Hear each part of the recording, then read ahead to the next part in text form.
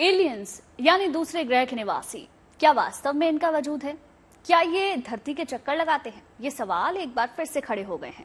दरअसल मैक्सिको में शोधकर्ताओं और वैज्ञानिकों ने एलियंस के शव हासिल करने का दावा किया है और उनके बारे में आगे पता लगाने के लिए सरकार से इजाजत भी मांगी है। इस सिलसिले में मैक्सिको की संसद में भी चर्चा हुई।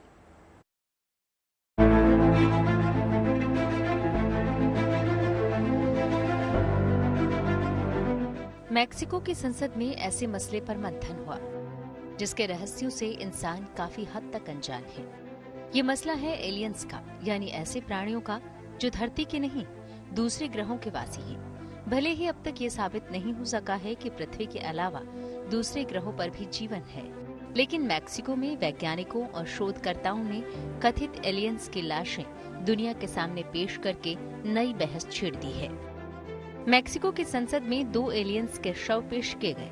इसके आधार पर पत्रकार और यूएफओ रिसर्चर जेम म्यूसान ने दावा किया है कि इंसान का सामना दूसरे ग्रहों के बाशिंदों से होता रहा है।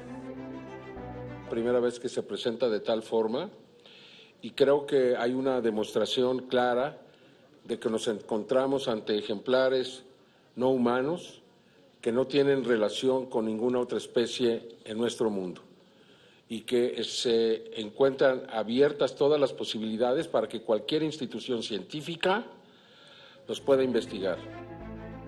दावा किया गया है कि दोनों एलियंस के शव 1000 साल से ज्यादा पुराने हैं। वैज्ञानिकों का दावा है कि इन दोनों शवों को पेरू के कुस्को से 2017 में बरामद किया गया था। दावा किया जा रहा है कि पेरू के कुस्को में सदियों पहले एक यूएफओ हादसे का शिकार हुआ था। उसमें सवार एलियंस की लाशें तब से मलबे में दबी थीं। वे बाद में जीवाश्म में बदल गईं। इन्हें बरामद किए जाने के बाद लकड़ी के बॉक्स में रख दिया गया। वैज्ञानिकों ने रेडियो कार्बन डेटिंग की मदद से इनके डीएनए सबूतों का विश्लेषण करने का भी दावा किया है। जानकारों का कहना है कि इन्हें सामने लाने का मकसद पृथ्वी से हटकर दूसरे ग्रहों की दुनिया के बारे में अध्ययन को बढ़ावा देना है। We believe that UAP represent an urgent priority for both aerospace safety and scientific inquiry. Our focus is on improving public education of UAP, breaking stigma, and working towards better transparency and disclosure. Reports के मुताबिक इससे पहले जुलाई में अमेरिकी संसद में भी aliens पर चर्चा हुई थी। अमेरिकी नौसेना के पूर्व खुफिया अधिकारी डेविड ग्रश ने दावा किया था कि अमेरिका बरसों से यूएफओ और एलियंस से जुड़ी जानकारियां छिपा रहा है और यूएफओज की रिवर्स इंजीनियरिंग पर काम कर रहा है। बता दें कि दुनिया के कई देशों में यूएफओ और एलियंस पर लंबे समय से रिसर्च चल रहा है।